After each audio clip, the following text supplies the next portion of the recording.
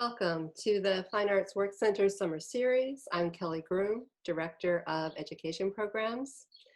Thanks for joining us for our virtual series. We look forward to seeing you again in person next summer. Tonight, we are thrilled to celebrate new poetry collections from Major Jackson and Didi Jackson. Major Jackson is a Work Center Fellow and Summer Program faculty and has served on the Board of Trustees.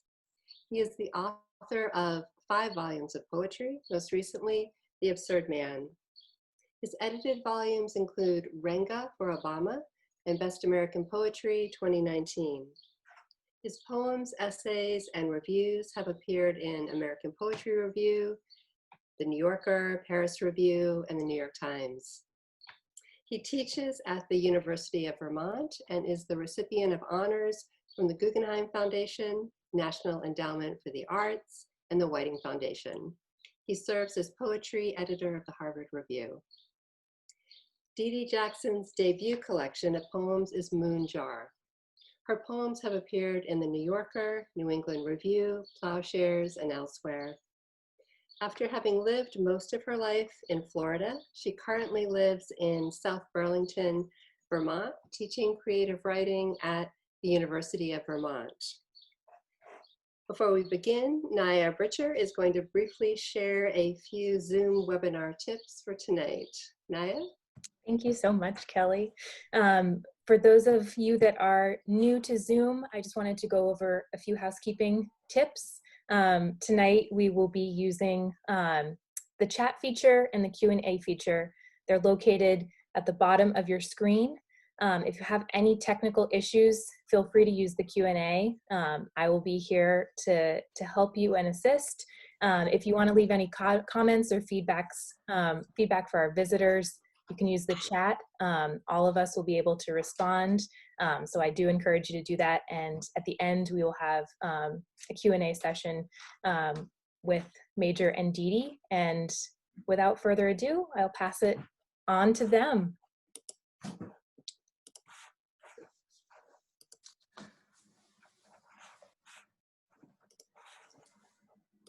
Good evening, everyone. Can you hear me?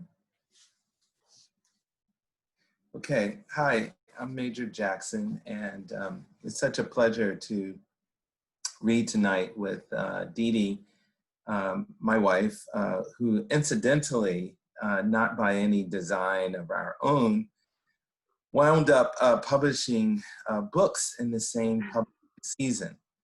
And we are excited by moments like this to share our work. I'm not sure if we'll ever do that again, but meanwhile, we will kind of celebrate and maybe talk quite intimately between poems and during the Q&A about being so close to each other's process and informing, making remarks that kind of help to kind of shape the poems.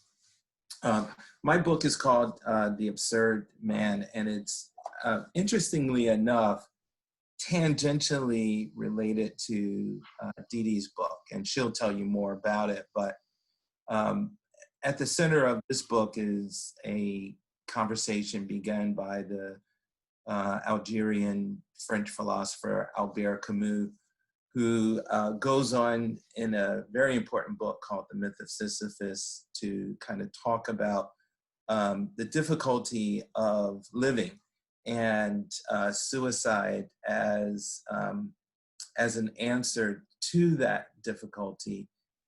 He doesn't idealize suicide, but it's a way for him to kind of get at the question of purpose and meaning. And that becomes something that I contemplate only peripherally, particularly as it relates to the artists and poets, for whose work are often questioned in relationship to other disciplines and areas of study, such as engineering or politics, And I understand the work of artists to be equally purposeful, even if it's not immediate as to why we create poems or why we paint or why we sculpt. And this becomes a kind of a burning question inside my book. So I decided to invoke Camus in various ways. In this particular opening poem, there is the conceit of the author speaking to the author or reporting about the author. This was both triggered by both Borges, but also Camus. The poem is titled Major and I should kind of give you a sense of tonight's structure. I'm going to read 3 poems. Didi's going to read 3 poems. I'm going to read 2 poems. Didi's going to read 2 poems. Then we'll go to a Q&A, and then we'll end both with 1 poem. This is titled Major and I. Major and I, hand in hand, remove our dark suits, but the other Major prefers to undress in glass revolving doors. He is a fan of prohibition cocktails, whose potions afford him time travels of the landed gentry. I let Major sport his dangers, which magnify his ambitions, so he can write his grandiloquent poems. And thus ours is a compromised relationship. I more cautious than a slug, and he the sampler of pythons. Major is a fan of Peruvian folk song, wood-paneled libraries, rare colognes, and old issues of Esquire. I, on the other hand, prefer American football, treasury bills, and vintage sports cars. Only once did I try to escape his clutches, this other Major. For years, I survived his rank songs, which make the Spanish cantors weep. His fingers carried the bitter taste of coffee, which occasionally I sniff, for they are the color of ancient bark. Forgive his pretenses, he who wrote that last sentence. It is probably true he wrote most of this, but I am unsure, for I live just behind him, a single keystroke shy of his many thoughts. Beware his black rituals. The other Major flies in his daydreams, which means he's collecting a paradise of mirrors, where I sit studying the prose of Toomer, Morrison, and Faulkner. Latinate though he is, master of the outside, he digs the gangster lean and is more thankful than a sunroof top. His broken strings, like his stubble, issue forth a wintry path at night for white walls. See what I mean? Major never won attendance awards, and for sure long ago, he left behind cigarettes and the guarded strips of lotto tickets, but cherishes still the big hit. Amid his charms, and you've a friend for life. He will send you sunflowers, true. Even from his coffin, not true. And although he never learned to play the violin or the mouth harp, a radio plays like an all-night laundromat behind his eyes. And thus, he lives year-round in the boot camp of self-redemption. For this, the other Major needs lots of sky. You are that sky. That was a very fun poem to write. And some of it is owed to the mystery of what conversation would happen if I bumped into myself turning into a corner. Okay, this is a poem titled My Son and Me. I think art as a redemptive act is also one of the sub-themes in this poem. And this is definitely one of the poems that kind of contemplates that. My son and me. At the bar in Otto's near Fifth, both off from work, the heavy foot traffic of silhouetted commuters hastening home outside, and us 2 drinks in.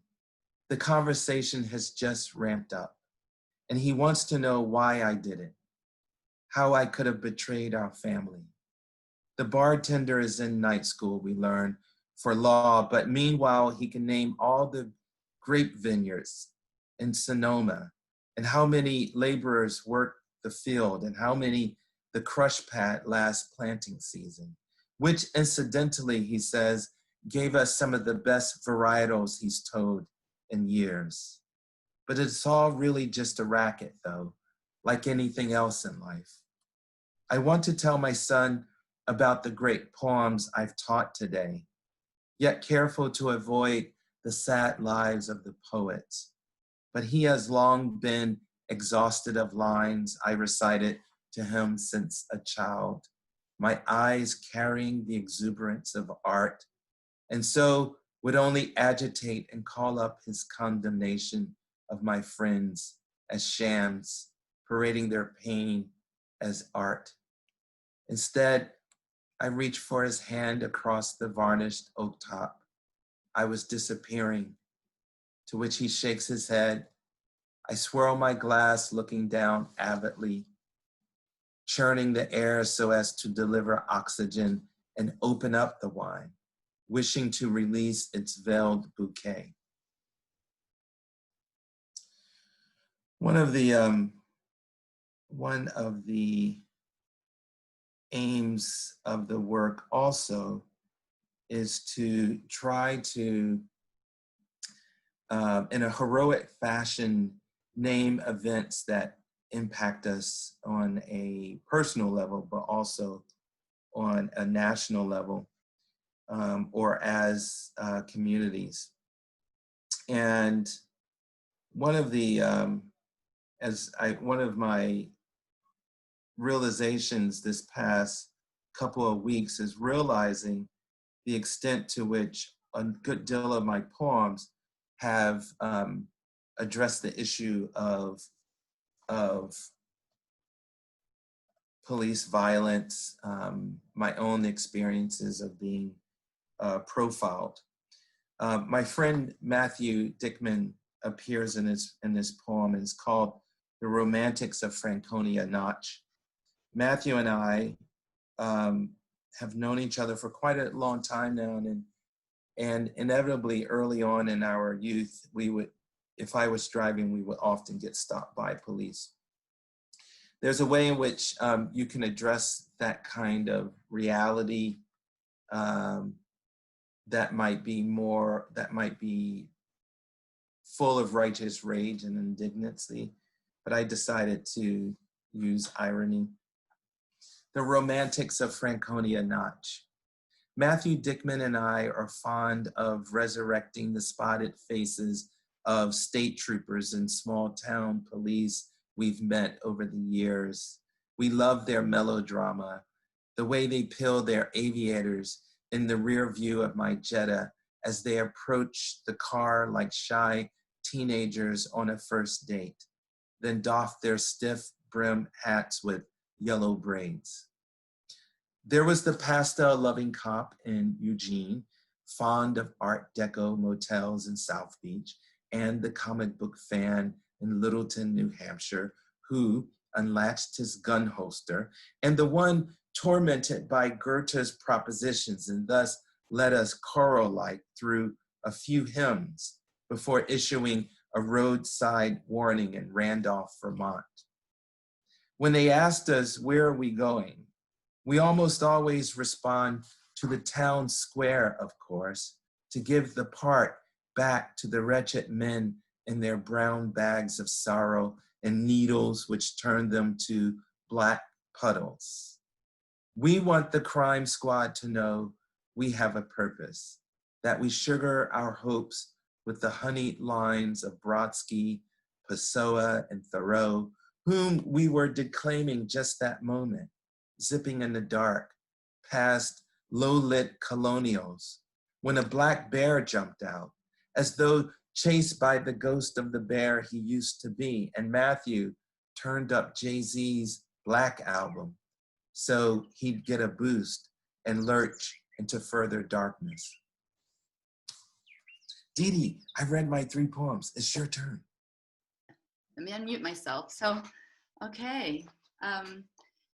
So I'm really happy to see some names. One name I'm seeing over in the attendees is Jane Kent, who is the artist of the cover of my book. And I just want to say a great thank you. And I love this piece so much. And I wanted to say that. So yeah, I thank you, Major. And I think it'd be great to talk later about outside of maybe the idea of Camus and what Camus thinks of as suicide, not necessarily the literal suicide that my book addresses, but the psychological suicide that has to happen in order to, like, I guess, exist in the absurd spaces in which we live in the world. So I'd like to talk about that later too. And I'm thinking that you meant that we're related in that way, and that my book addresses the suicide of my late husband, but also kind of a return to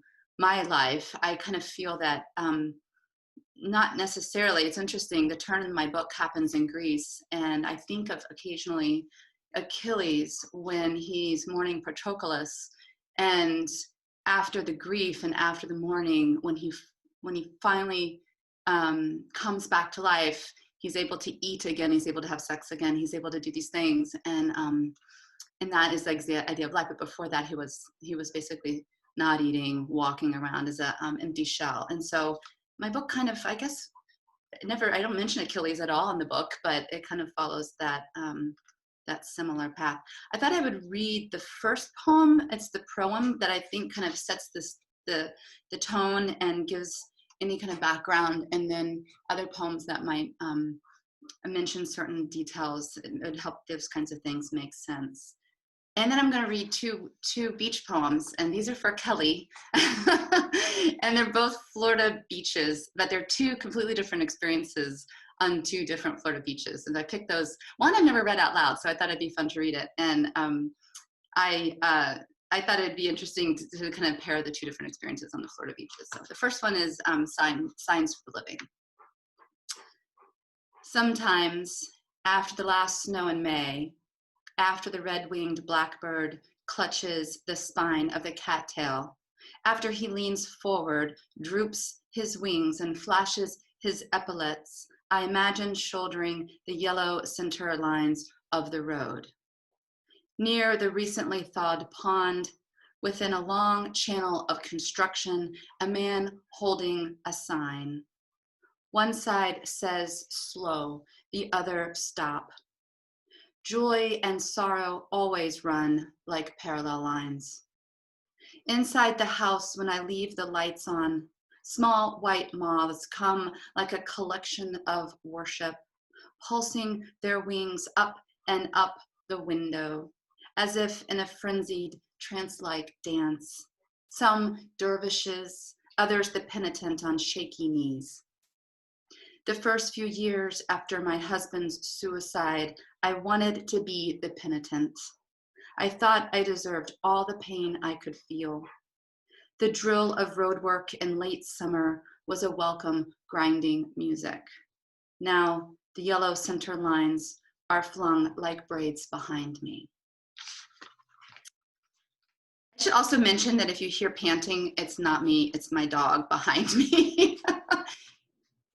He's an old 15-year-old golden retriever, and it's really warm, believe it or not, and here in Vermont today it's like 90, and so he's hot and I'm hot, and it's great.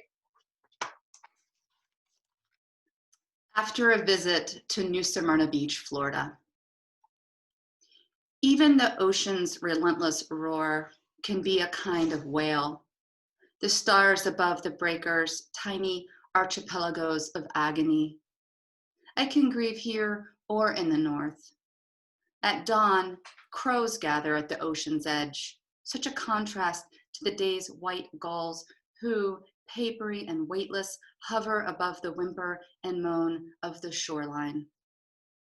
I don't like to write about the ocean. It reveals its emotions too easily. But here I am, closer to the place of your death than I prefer to be. It rains every afternoon, and thunderheads build like ashy skyscrapers. The ocean litters its shore with its dead that visitors collect in buckets and pockets and carry home. I never buried you. Instead, I gave the urn to your family. You believed in no God. I believed in the clockwork of waves, still do, I guess, hoping they somehow will hurry time, or at least for now, definite.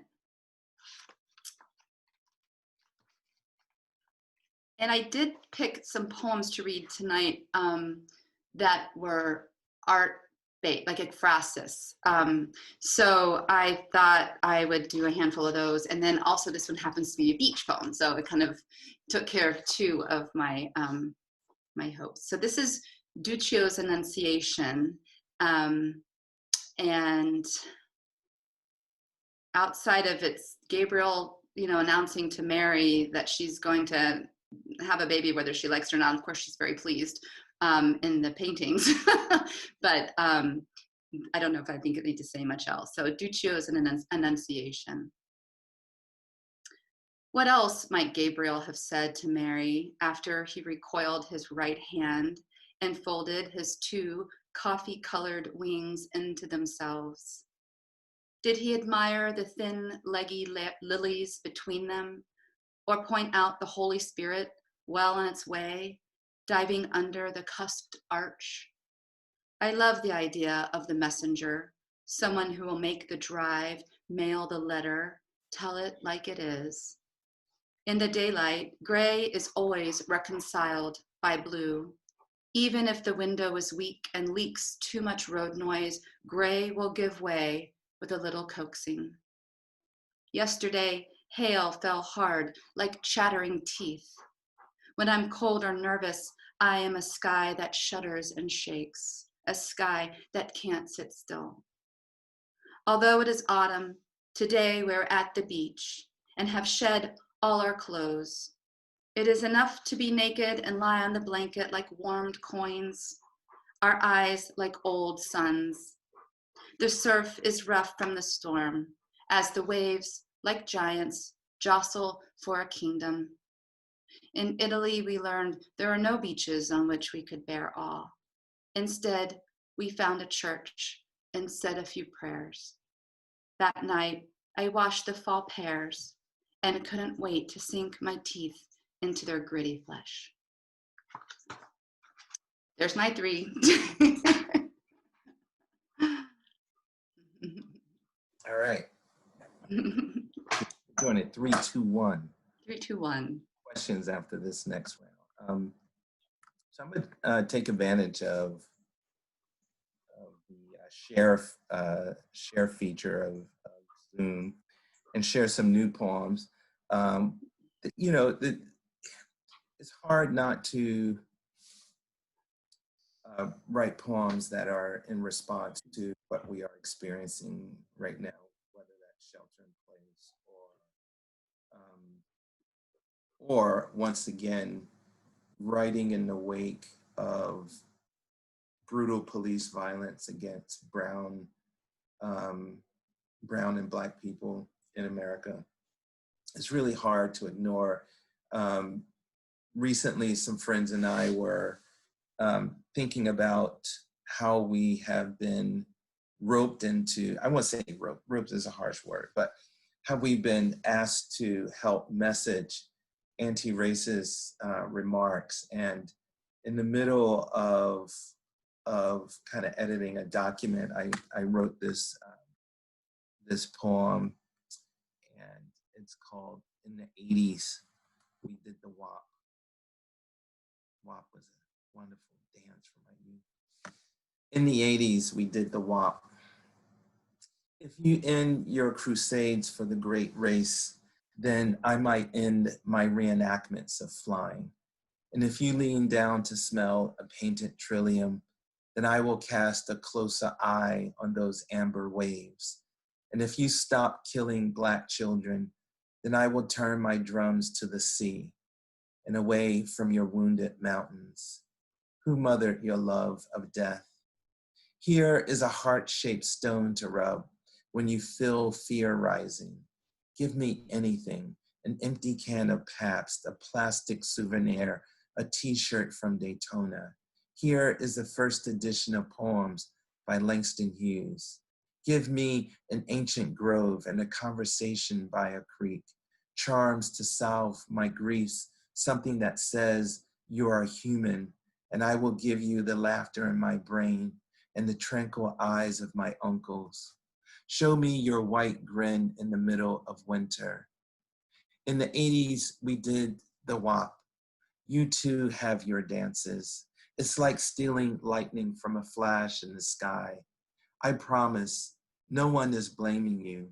No one is trying to replace you. It's just that you are carrying a twisted clock, calling it European history, standing in khakis, eyes frightened, like a mess of beetles.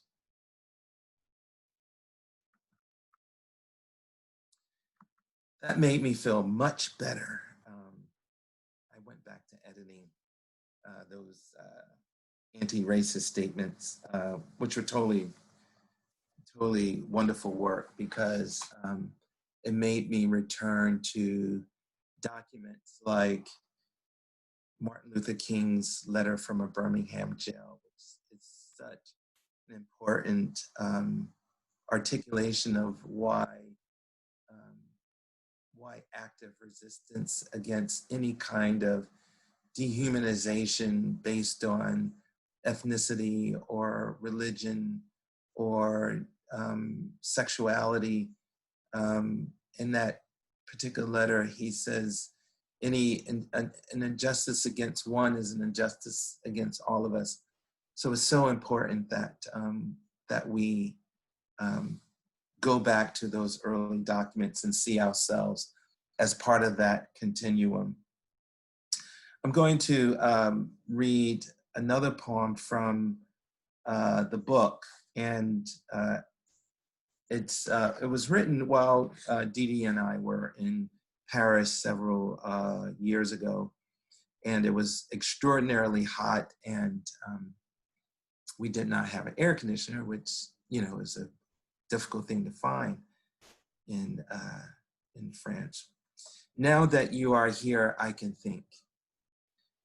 What you really are is svelte, the mainland of your feelings, a young Veronica Webb, and what we share are solutions, and not so much the Parisian air you tired of, nor the fat, sweaty bead coursing a décolletage, an unlikely consequence of the Kyoto Protocol, but the pleasures of lounging below French-style windows open wide as arms, whose blousy curtain is a shawl that formally hangs and informally shifts when you drift into the room like a Spike Lee dolly shot. The kids are dancing to some Ariana, but I'm watching what you do with your lips when reading silently around 4:22 p.m. on a late Sunday afternoon. I have a weakness for marble winding stairs and tight two-person elevators. But the brasseries are waiting, as well as the football fans who need help cheering, for we are Americans after all, and are ready to hype even the locusts on the day of judgment. I don't care about the midfielder or the winger. You're smiling, and that's all the defending I'll ever need.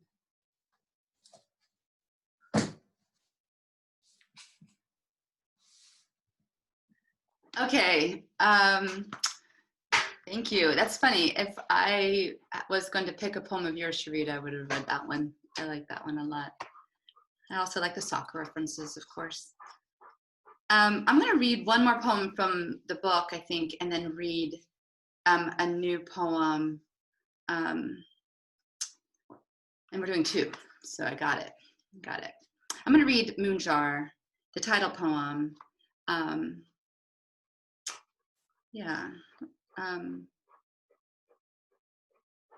Based on the actual, I have to say I prepared a screen share too. And I can do a quick one, if that's okay, because I wanted to read a poem. Let's see, screen share, and I want to share this, and it's that. And I was just going to share a couple of the pieces of art that my works, like the Annunciation. There's the moon jar. And so it's it's really amazing in that it is put on the wheel in 2 different pieces. That's what's so amazing about these. And these are giant, these pieces of ceramic. So those of you who know, you know this, but I just find it fascinating. So that I would show an image of it. I'll leave it up. I read moon jar. And my dog just came right next to me, so he's going to be loud.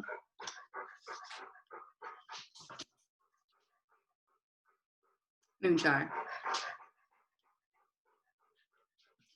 Here he goes. Okay.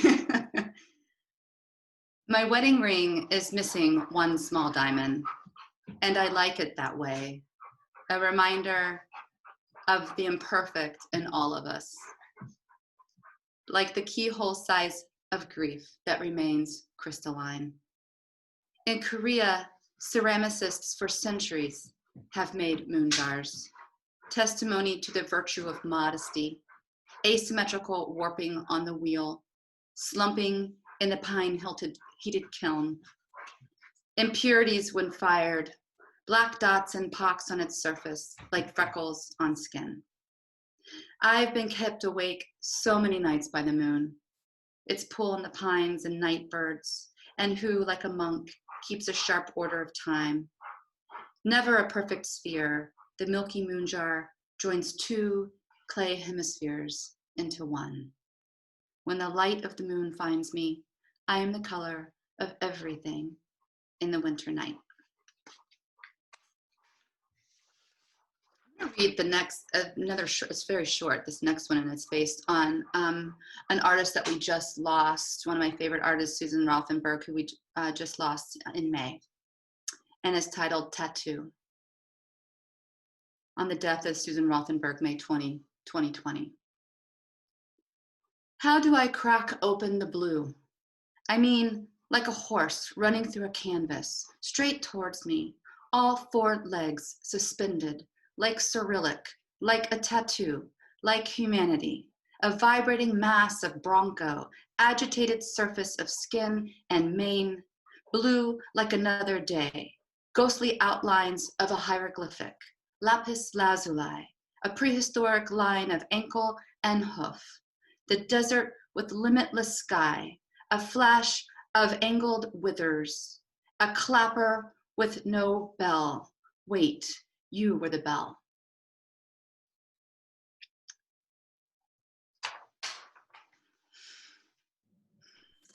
Didi, do you mind if we talk a little bit before we? Sure. Does that mean you want to come down? Uh-oh, he's frozen.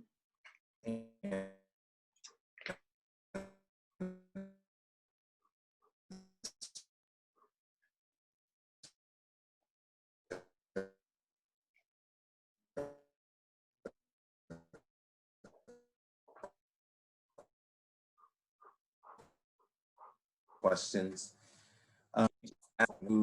Elements of visual arts. Can you hear me now? Is that okay? Am I frozen? You were frozen for. People who are remotely familiar with your work know the importance of the visual arts to your poems, and I was wondering if you could kind of speak about. I was thinking about this summer concert in Montreal. It stretches beyond just the visual arts, and I was just thinking about how you kind of hook your poems into works, or they hook themselves into you, and they often kind of spawn these launches into language. And I was wondering if you could speak even briefly about process in that regard. Sure. I think I'm guessing on this because one of the ways in which I've discovered now that I'm older, I don't know that I knew I was doing this when I was younger, is that I was processing the world. I was processing almost everything that I see, visual art and nature, the natural world, and everything, through a sense of metaphor. And so everything to me seemed like, or reminded me of something else. I did teach art history for almost 10 years. And I would like to also give a shout out to Gav, because I see his name on the list, who was one of my students, and his birthday is this weekend. And I won't say how old he is, but I can't believe he's that old, because that means I'm much older. But yeah, I taught art history, and I am moderately dyslexic, so the visual world is much easier for me to understand and take in and explain.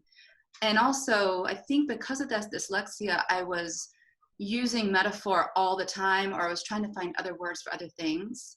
And so much so that things kind of get put together in my mind in ways that maybe don't make sense to other people. So even when I'm in like my creative writing class to my students, I'll be talking about a poem. I'm like, gosh, this poem is just like a Frida Kahlo painting, you know? Or for me, it's like those two things never really separate. They never really kind of go away. But music does the same thing. Visual art, not the natural world, of course, is also very, very important to my work. Which, but yeah, it's easy for me to process what my own experiences are through how visual art or music or even natural spaces make me feel. And so those two things are inseparable.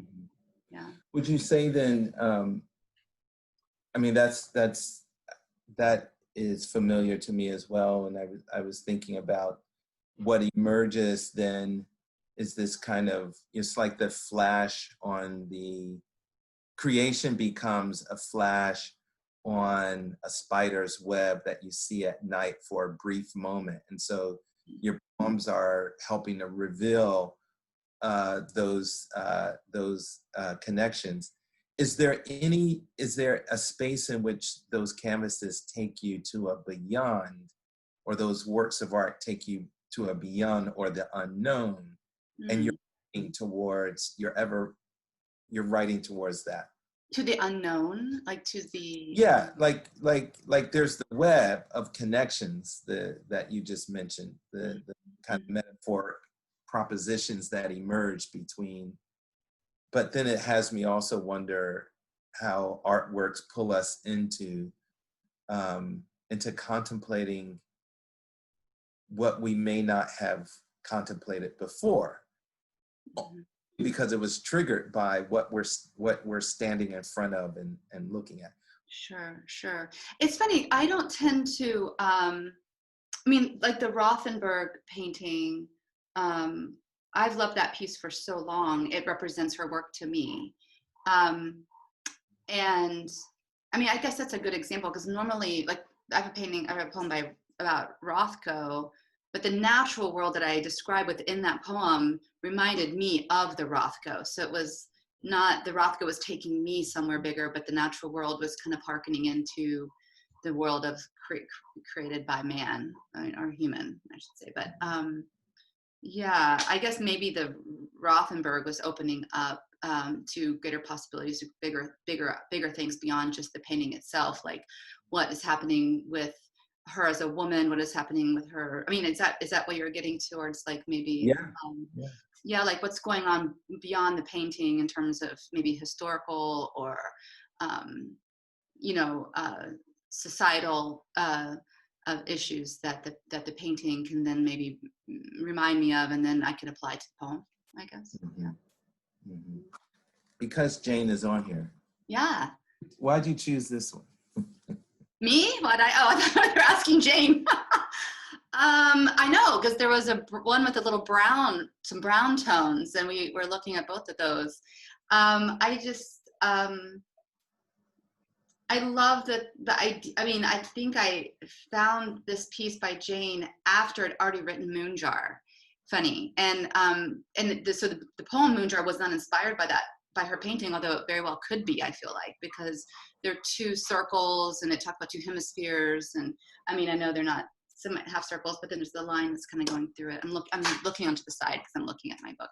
But I just like the colors. I felt like they had the tone's a little melancholy, which I feel like the book tends to have that sensibility because of it dealing with suicide.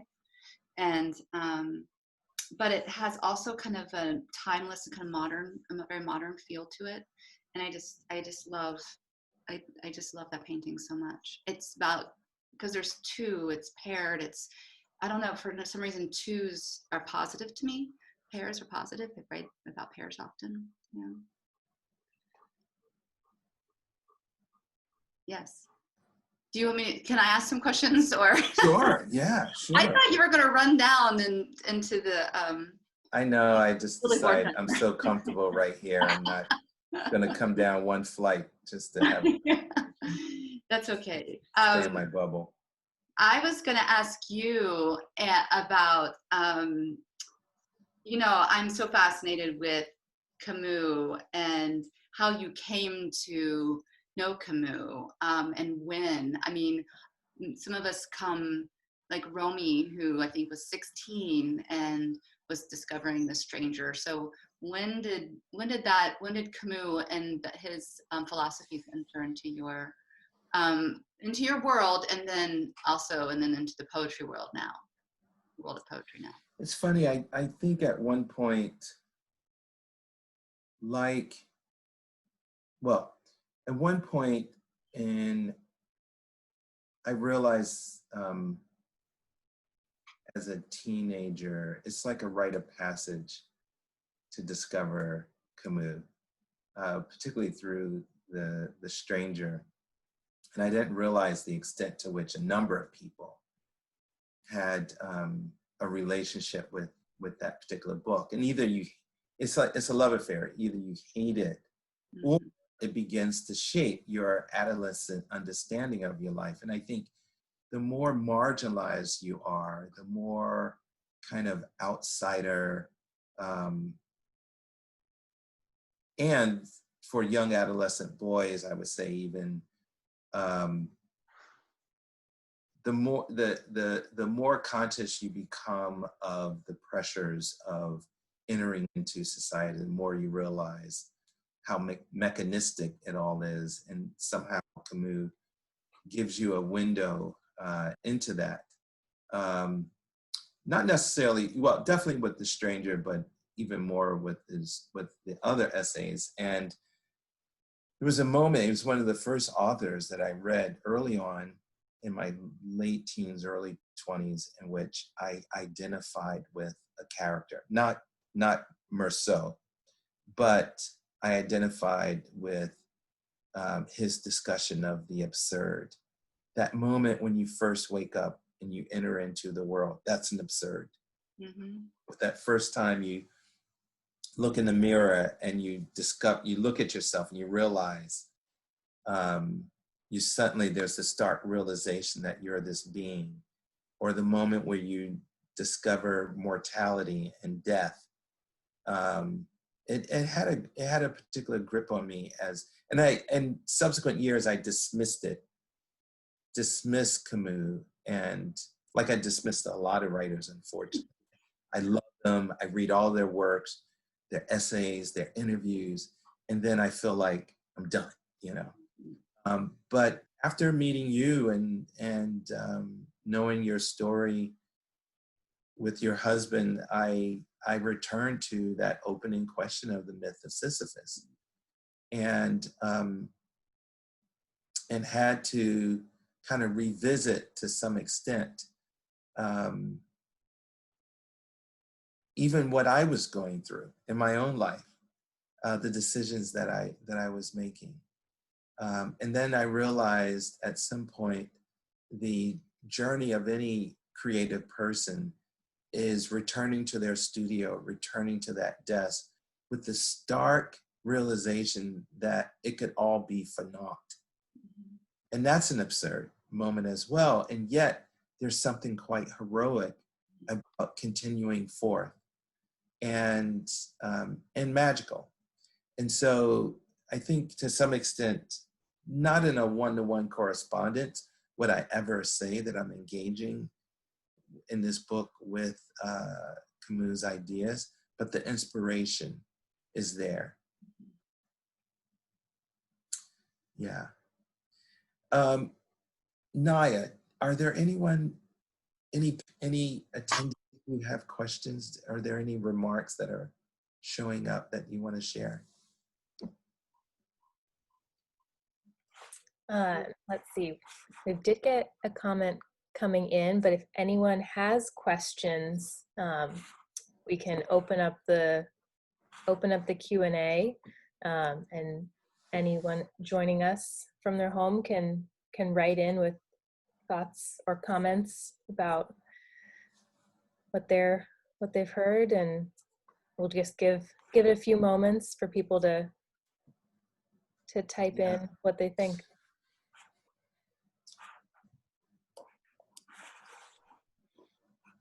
So Didi, one of the concerns I know while people gather, but one of the concerns I know you have is, I know how difficult it was for you to write some of these poems. And I know one of your concerns was passing on through your words. Do you ever feel the necessity of warning people or speaking a trigger warning or giving content warning? At first I did. And when I first was reading any of the poems that had a reference to suicide, because I had an experience where we had one of our friends' daughters, they were in the audience, and I was just getting up to read a poem, and then it suddenly dawned, I had that realization that here are these kids, young girls in the audience, and I became very self-aware of what I was reading and what I was reading about. And it's interesting because suicide isn't really a conversation that parents have with their children, that this might be, you might have thoughts, or this is what people do, or I mean, it's just not usually ever talked about, ever, unless someone has actually experienced it. So at first I was very self-aware of that and conscious about that. And I was, like you said, worried about passing on my pain to others. But I've had many people tell me how important the poems are, that they needed to hear the poems, that they too have had these experiences. And so those comments have been a little come more often than, and I feel like if I mean, I know that it sounds Pollyanna almost to say, like, if I can do good, you know, and I'm not really meaning that necessarily, but if I can, if it is doing good for somebody, if someone is able to use that makes me less nervous about writing those. Yeah.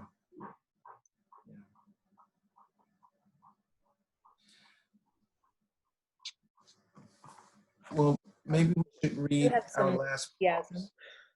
I was going to say we do have some enthusiasm in the chat section, and it looks like we did get one question that came in. Sure, you can read it as well. We have the question: how did your recent books shape, challenge, or confirm each of your understandings of your own poetic voice? I always look at both the writing of poems, but definitely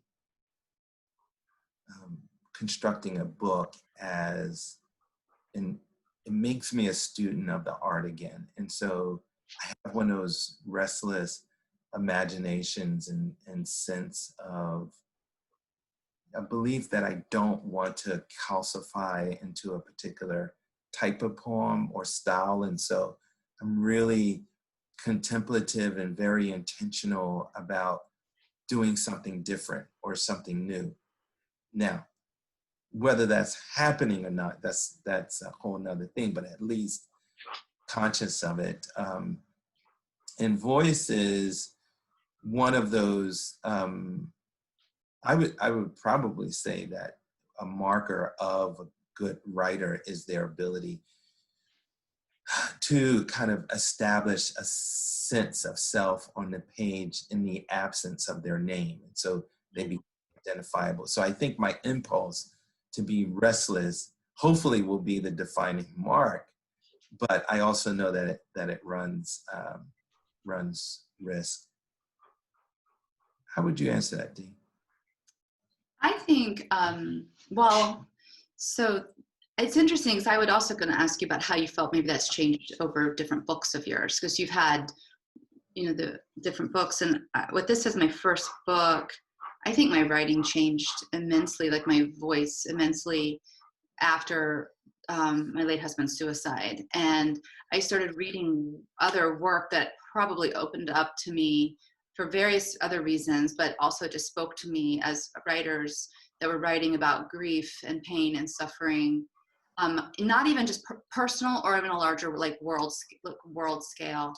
And I think that really did change how and what I was writing about. So I felt like this book, the subject matter alone, is what shifted. I discovered things about myself within this book that I was willing to say, and how I was willing to say it. All of that was a true discovery. And I feel even more now confident on the kind of things I want to say and how I want them to come across, and what tools I want to use to do that with my poems. You feel less, if I could remark, and having read your poems, they feel less reportage, Mm-hmm. less, I wouldn't say confessional, but they feel more lyric, like you feel more beholden to the lyric rather than Mm-hmm. the reader through necessarily. It feels like you've opened up in that regard. Yeah, I feel like the subject lends itself to that particularly. Yeah, I felt more maybe out of comfortable necessity. in that. Yeah. Yeah. Yeah. Of course. We do have a second question. This one is directed, I think, at Didi, or perhaps probably both. Poetry and literature has been a way for me, a way of figuring myself out through others' experience. I discovered Camus as a teenager in the process of rejecting the Catholic faith I was raised in and finding a way to understand the world not based in blind faith, taking responsibility for myself in the absence of God. Mm-hmm. So we've got some, I guess, comments, feedback. Yeah, I appreciate that. I think Camus kind of remarks in the Myth of Sisyphus about the reliance on religion as a philosophical kind of suicide. Not that I necessarily agree with it,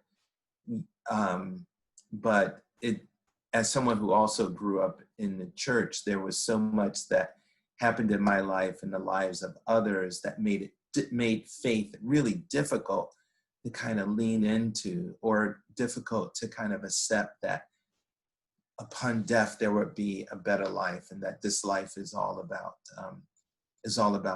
suffering. And so the taking responsibility is really interesting, because I think it pushed me further towards poetry as a kind of secular space to fulfill those very spiritual needs. And that felt like a very important and necessary evolution and development in my kind of like intellectual, but definitely my spiritual life. Although I keep open that door. You do. Yes. Yeah. Thank you, Sandra. Mm-hmm.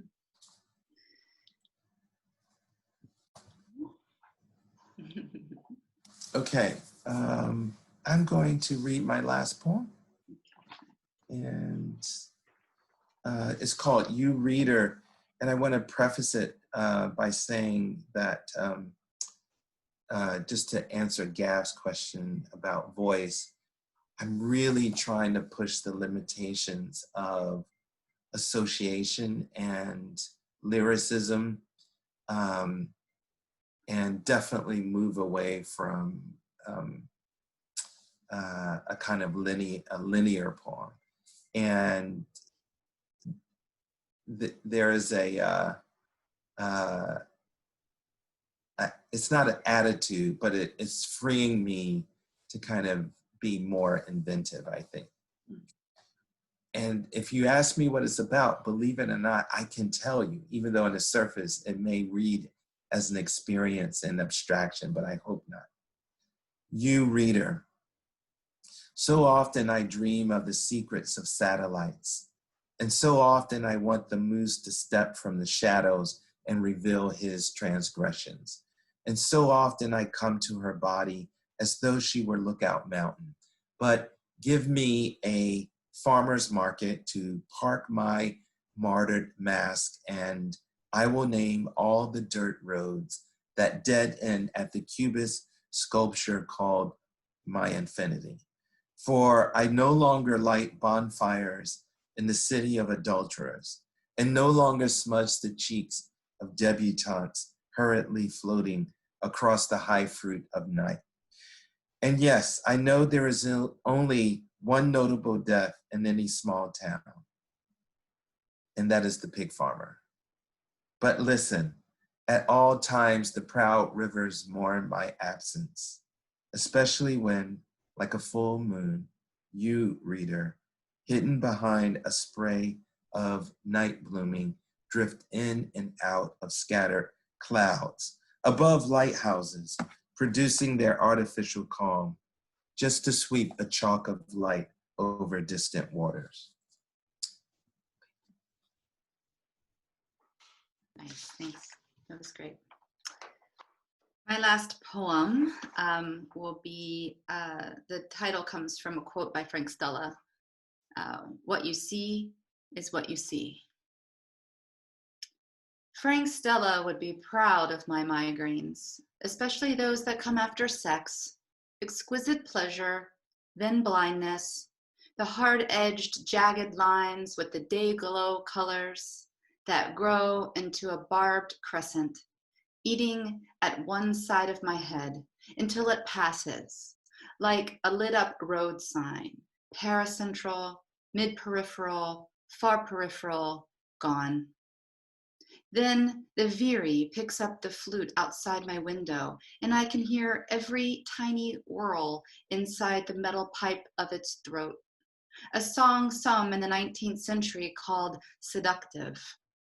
And finally, I can find my clothes and smell the ground coffee we made hours ago, sheets pungent with sweat, the rain a few miles away. Under this geometric spell and pills like wasps beneath my tongue, I am the closest to my true self, and I secretly love my agony, just as I love the blue webbing of veins on my legs, wrinkles like tidal ripples on my face. I know that the pain will come and eventually go. The birches grow still before the storm, like they want to hear us, like they are voyeurs listening in to both kinds of my ecstasy.